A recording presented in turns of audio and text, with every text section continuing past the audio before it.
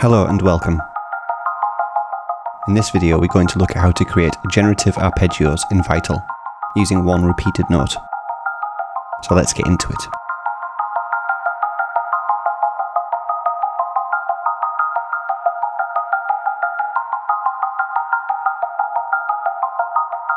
Psst! Hey you! Have you heard about Patreon? Well, I have a Patreon, and behold, there are many goodies in there. I post Patreon exclusive tutorials, and also have a shop where you can get useful tools to use in your music, such as these drum shaper tools for Ableton Live. Make your drums slap with these great racks. There's lots of sample packs and other tools available as well. So if you want to support the work I do, then that is one of the best ways to support me. Anyway, back to it. To start off with, let's set up our MIDI. We're going to use F3. We're going to draw in a 16th note, and then we're just going to duplicate it for the entire 2 bars. So when we play it back, we have this.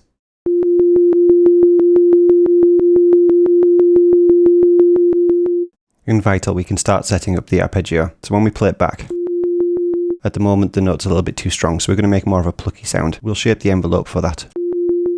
Bring the sustain down, and make the decay shorter. And then maybe bring the attack up a little bit, so it's a little bit less clicky on the front end. Next we can start shaping the LFO that we're going to attach to the pitch. So first let's attach the LFO to the pitch. And if we right click and enter value, we're going to set the range to 12 semitones. Now we're not really going to hear anything when we play this back at the moment. If I just hold a note down, you can hear very quietly that it's going up and down in a triangle shape.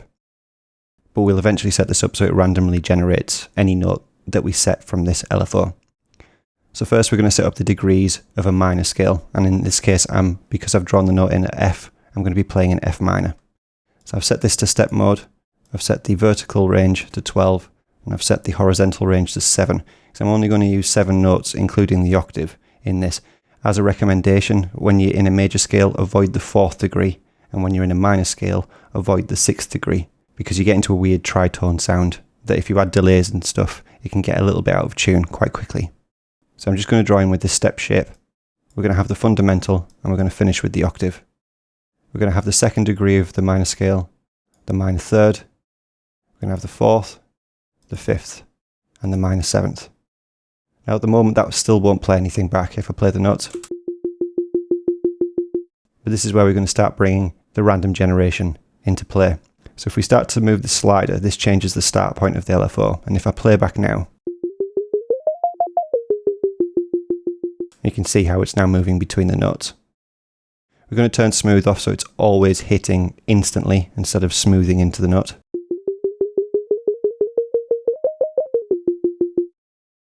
And next we're going to apply macro 1 to this slider and make sure that it's full range. So now macro 1 controls the positioning of the slider, of the LFO start point.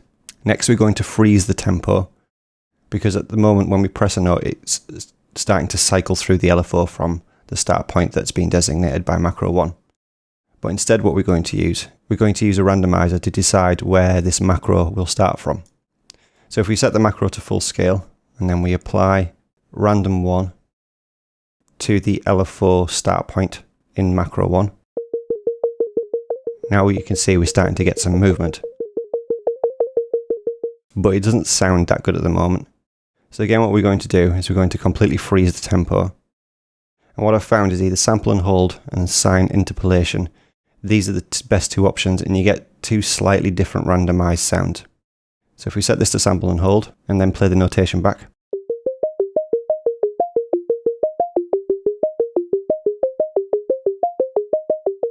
You can now hear that it's moving through all of those notes randomly.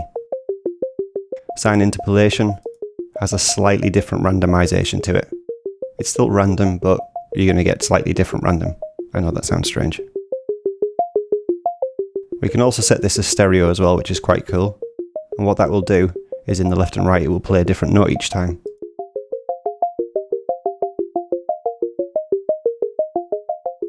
Sometimes they do cross over with each other as both sides are playing the same note, but that's inherent to randomization.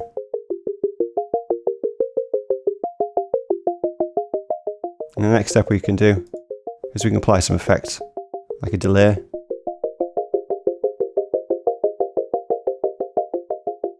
and a bit of reverb as well.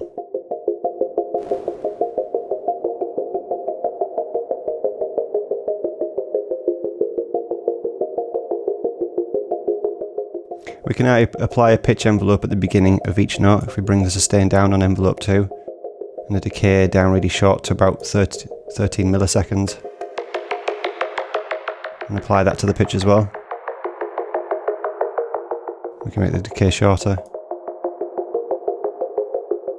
and that pitch is being applied to each note that's played within the MIDI that I showed. But still, we have this random generative arpeggio happening as well. Now we can also change the style of arpeggio focus that we want. If we don't want to include certain notes, like for example if we don't want the 4th or the 2nd, we can have it major on, let's say, the 5th here, and instead of the 4th we can have it on the 7th. So the degrees that we have now is the root, the 5th, the minor 3rd, the minor 7th, the 5th again, the minor 7th, and the octave. So now there's a sort of inherent bias towards the minor 7th and the perfect 5th. But we could change that bias again if we wanted. If we only wanted the 4ths and no 5ths, we could change that. But again, this is always going to remain randomly generative. And the cool thing as well is if we go back to macro 1 is we can change the range of this. So if we want it to only go between these ones here, or we want it to play the full spectrum. Now if we applied macro 2 as well, and change the range to about half, we can also have the range only start from the halfway point if we wanted to.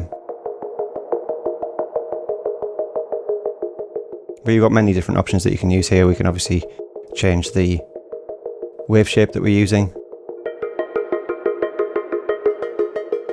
And now you can just use this as you would any normal arpeggio that you've got. But keep in mind that this is always going to be random. You're not going to get the exact same notes playing back each time.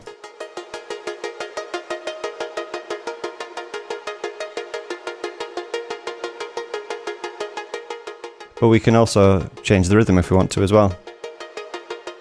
Now for example, if you have Ableton Live, you can change the chance of the note playback. So in the MIDI here, if I just set this to chance, and then we drag this down,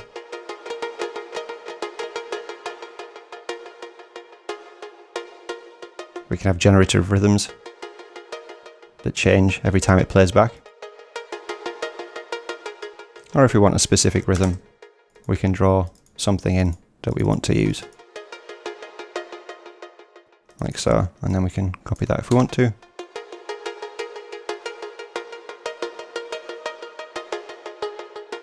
Now another cool thing that we can do as well is we can also introduce the octave, but without having to worry about any of the notes in the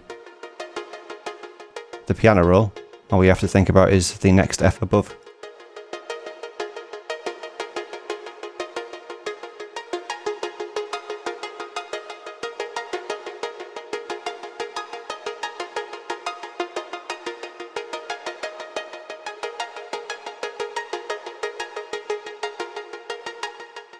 So anyway, there we have it. I hope you find this useful in creating some random generative arpeggiators for yourself within Vital. As always, until next time, God bless and goodbye.